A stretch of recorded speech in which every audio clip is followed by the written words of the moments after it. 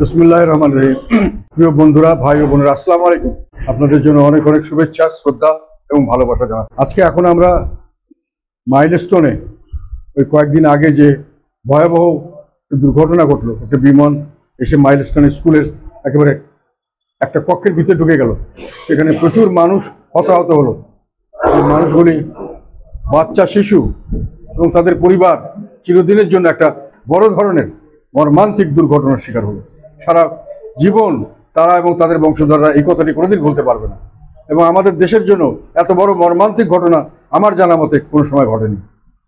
এই ঘটনার জন্য আমরা আজকে যারা এর থেকে মৃত্যু বরণ করেছেন, শহীদ হয়েছেন বলা যায়, তাদের প্রতি আমাদের আত্মার মাগফিরাত কামনা করছি। আল্লাহ যেন তাদেরকে সমস্ত দোয়া গুনাহ খাতা মাফ করে তাদেরকে বেহেশত নসিব করেন। একটা কথা আমি সেদিনও বলেছিলাম, আজকেও আমার কথা সেটা মনে হয় যে শিশু বাচ্চা, এদের গুনাহ খাতা কোথায়? গুনাহ খাতা করার মতো সুযোগও তো আমরা তাদেরকে দিতে পারলাম না। সেই অবস্থায় তাদেরকে পৃথিবী ছেড়ে চলে যেতে হলো। কার জন্য? আমাদের নির্বুদ্ধিতার জন্য, আমাদের অনেক ধরনের গাফিলতির জন্য, আমাদের অনেক কিছু যেটা করণীয় ছিল সেগুলো না করার জন্য। এগুলো আমাদের মনে রাখতে হবে। আজকে যারা আহত হয়েছেন, বিভিন্নভাবে কাতরাচ্ছেন, এবং এই ধরনের মৃত্যু খুব যন্ত্রণাদায়ক মৃত্যু। এই যন্ত্রণাদায়ক মৃত্যু প্রতিদিন তারা নতুন নতুন মৃত্যুর সংখ্যা আমরা দেখছি। তারা যেন আল্লাহ তাদেরকে স্বস্তি দেন, তাদেরকে সুস্থ করেন, তাদেরকে সঠিকভাবে সারা জীবন সুন্দরভাবে বাঁচার একটা তৌফিক দান করেন। এটার জন্য আমরা দোয়া করতে চাই। যে কথা বলতে চাচ্ছিলাম, যে আমাদের আজকে এই কথাটা আরেকবার একটু আগে বোধহয় রেজাউল বলল, এই ঘটনাগুলির ব্যাপারে দুর্ঘটনা সবসময় দুর্ঘটনাই আমরা ধরে নিই, কিন্তু দুর্ঘটনাগুলি ঘটার সময় আমাদের মনে রাখতে হবে এই ধরনের ঘটনা যেন ভবিষ্যতে আর না ঘটে। তার জন্য কেন ঘটেছে তার ব্যাপারে একটা নিরপেক্ষ তদন্ত হওয়া উচিত, এবং দায়ী কে কে আছে তাদের বিষয়ে ব্যবস্থা নেওয়া উচিত, এবং ভবিষ্যতে দোষ ত্রুটি থাকলে সেগুলোর থেকে শুদ্ধ হওয়ার জন্য চেষ্টা করা উচিত। এটাই হলো সঠিক অবস্থান। আমরা কি দেখলাম এখানে, যে ঘটনাটা ঘটলো, এটা দুর্ঘটনা, ঠিক আছে। আমাদের দেশে দুর্ঘটনা কিন্তু এখন নিত্য নৈমিত্তিক হয়েছে। হয়তো প্লেন দুর্ঘটনা প্রতিদিন হয় না, কিন্তু বাস দুর্ঘটনা, লঞ্চ দুর্ঘটনা, স্কুটার, ট্রেন, কোন দুর্ঘটনা, কোনো না কোনো দুর্ঘটনা তো প্রতিদিন ঘটছে, এবং এটা তো দিনকে দিন বাড়ছে। আর একটা জিনিস, দুর্যোগ। আমাদের এই কথাগুলো, দুর্যোগ মানে এখন আমাদের বন্যা শুরু হয়ে গেছে অনেক জায়গায়, সামনে হয়তো আরো বড় বন্যা হতে পারে, অনেক জায়গায় জলোচ্ছ্বাস হতে পারে। এর থেকে মানুষের দুর্ভোগ, অনেক দুর্ভোগ পোহাতে হয়। এটার সাথে দুটো জিনিসকে আমি সংশ্লিষ্টতা করছি। যেসব প্রত্যেক দেশে এটা হয়, কিন্তু দুর্ভোগ হয় কম, দুর্ঘটনা হয় কম, আর তার থেকে দুর্ভোগ হয় অনেক কম। দুর্যোগ হয়, যাও হয়, দুর্ভোগ হয় কম। আগের থেকে ব্যবস্থা না হয়, মানুষ যেন সেফ থাকে, কোনো মানুষের বড় ধরনের ক্ষতি হয় না। দুর্ভোগ হয় কোন সময়? যখন দেশ কোনো দুঃশাসন থাকে, সুশাসন থাকে না, যার যে কাজ সেটা যখন সে করে না, এবং দুর্নীতিতে, তখন সব কিছুতে চ্যাম্পিয়ন হয় দুর্নীতিতে। দুর্নীতির কারণে সমস্ত নিয়ম নীতি, সমস্ত যেগুলো সিস্টেম তৈরি করা হয়, সব যখন ধ্বংস হয়ে যায়, তখনই হয় দুর্যোগের থেকে এবং দুর্ঘটনা থেকে দুর্ভোগ।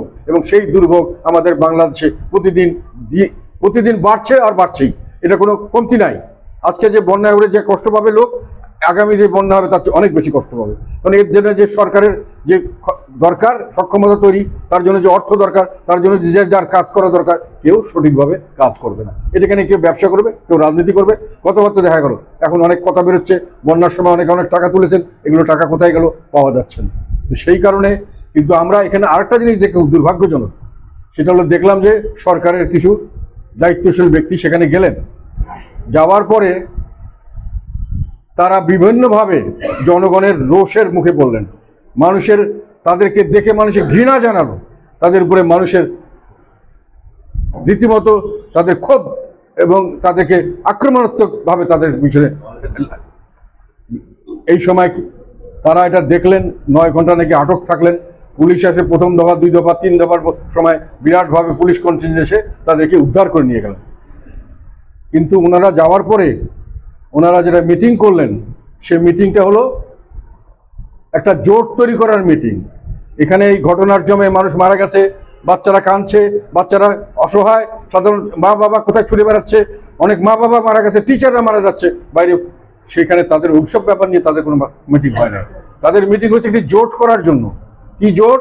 ওনাদের সরকারের সঙ্গে খুব বন্ধুত্বপূর্ণ সম্পর্ক যাদের আছে তাদেরকে নিয়ে, আর যাদেরকে আনলে ওনারা একটু শক্তিশালী হতে পারেন তাদেরকে নিয়ে একটা জোট তৈরি করলেন। কিসের বিরুদ্ধে?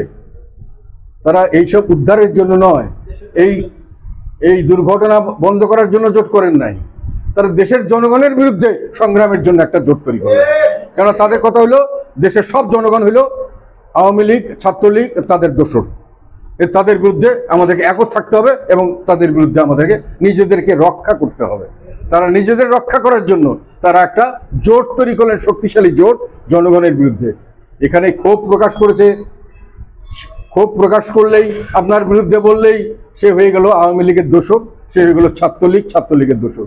ওখানে কি সবাই ছাত্রলীগ ছিল? ওখানে কি সবাই আওয়ামী লীগ ছিল?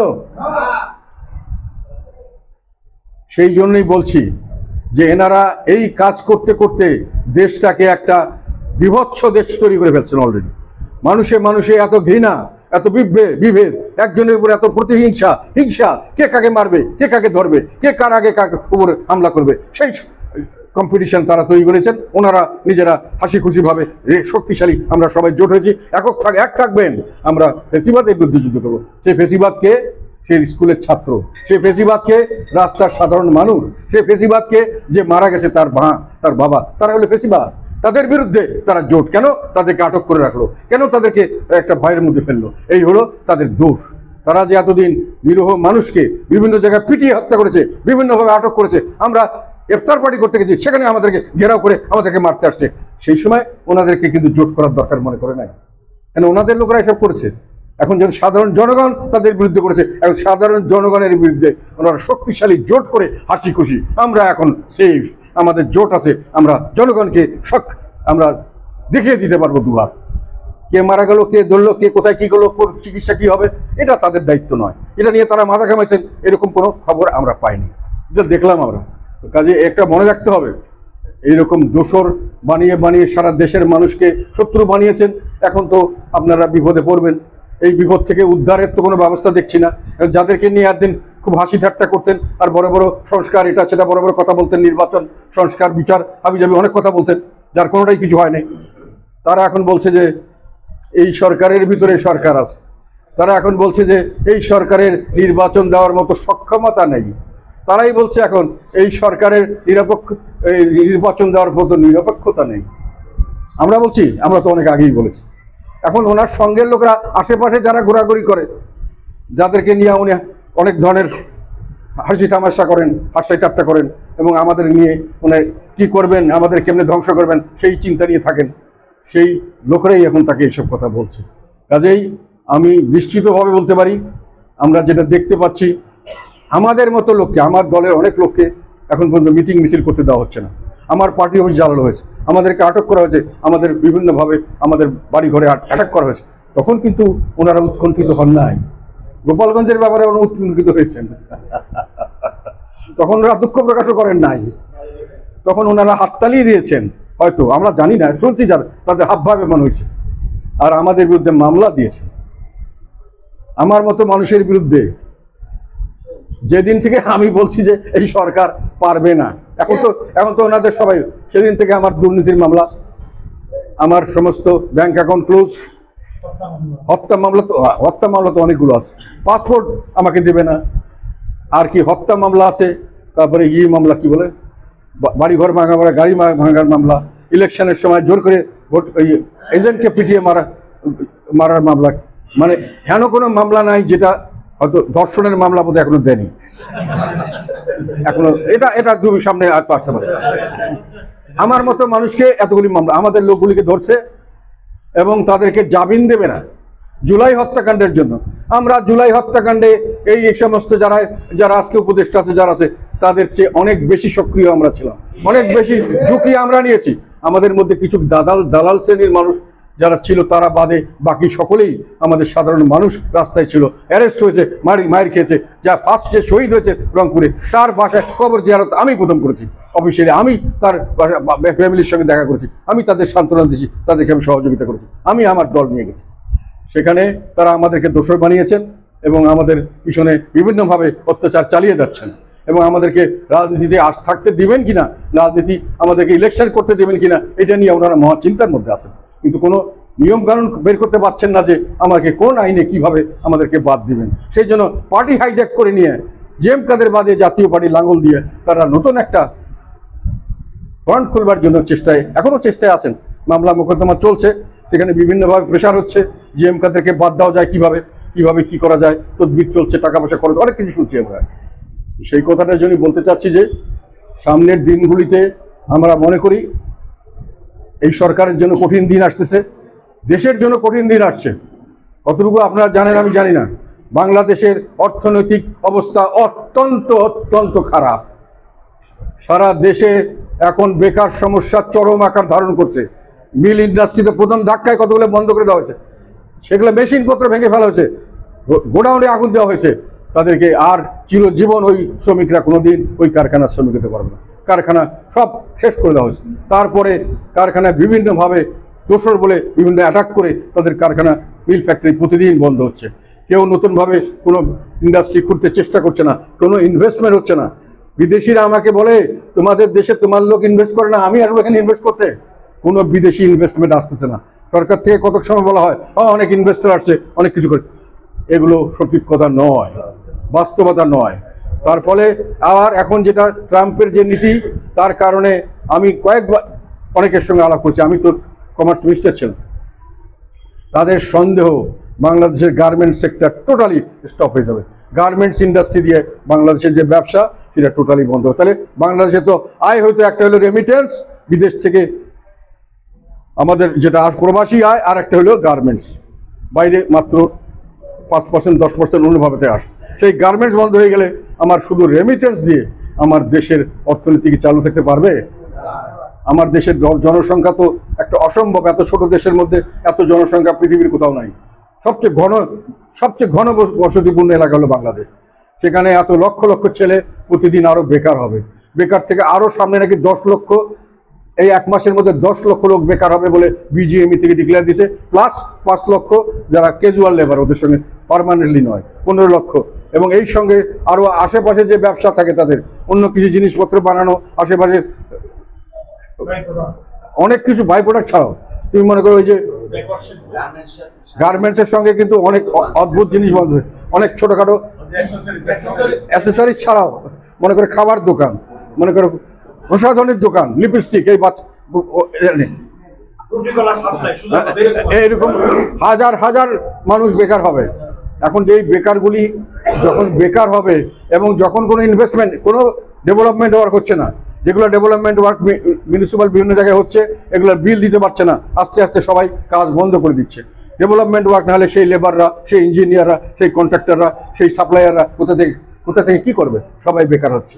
এই বেকার সমস্যা যখন চরম আকার ধারণ করছে, তখন মানুষের ট্যাক্স দিবে কোথা থেকে? অর্থনীতি যার আয় নাই সে ট্যাক্স দিবে কোথা থেকে? ট্যাক্স যখন পাবে না তখন বেতন দিবে কোথা থেকে সরকার? ফলে সামনের দিকে আইন শৃঙ্খলা রক্ষাকারী বাহিনী যেটুকু আছে, এতটুকুকে কতটুকু সামলা দিতে পারবে আমি জানি না। এবং শেষ পর্যন্ত দেশ এই যে বিশৃঙ্খলা পরিস্থিতি, আরো বিশৃঙ্খলা হবে। মানুষের না খেতে পেরে বাবা হয়তো বাচ্চাকে বাঁচানোর জন্য মানুষ খুন করতে যাবে, বাড়িঘর লুটপাটও করতে যাবে। অনেক ধরনের সমস্যার সামনের দিকে আমরা মনে করি আমাদের সামনের দিকে হতে পারে। এবং এই দুরবস্থার ভিতরে ওনারা এখন নির্বাচন পিছিয়ে কোনো না কোনোভাবে সরকারে থাকতে চাচ্ছেন। আমার প্রশ্ন, সরকারে থাকবেন, আপনার যে বডিগার্ড তারা কি আপনাকে গার্ড দিবে বেতন না পেলে? আপনাদের এখন 10,000 5,000 পুলিশ ছাড়া কোনোখানে মুভ করতে পারবেন না, কোনোখান থেকে বেরোতে পারবেন না। তাহলে এই দেশে আপনি কি লাভ করতে পারবেন? কি আপনার ক্ষমতা নিয়ে কি ভোগ করতে পারবেন? এতদিন তো আরাম করছেন, এখন কিন্তু ভয় পেয়ে গেছেন ওনারা। আমি যা দেখছি ওনাদের মধ্যে ভীতি দেখা যাচ্ছে। ওনারা এখন সব জনগণের মধ্যে ভূত দেখছেন, আওয়ামী লীগের ভূত, এবং সব জনগণের উপরে তারা সংঘবদ্ধভাবে অ্যাটাক করবেন জন্য দলবদ্ধ হচ্ছেন, জোটবদ্ধ হচ্ছেন। এগুলো কাজ করবে না, যেহেতু অর্থনীতির অবস্থা অত্যন্ত করুণ, এবং এই করুণ অর্থনীতিতে আইন শৃঙ্খলা রক্ষা করা আরো কঠিন হবে, এবং সাধারণ মানুষের জীবনমানের নিরাপত্তা আরো দিনকে দিন আরো খারাপ থেকে খারাপের দিকে যাবে।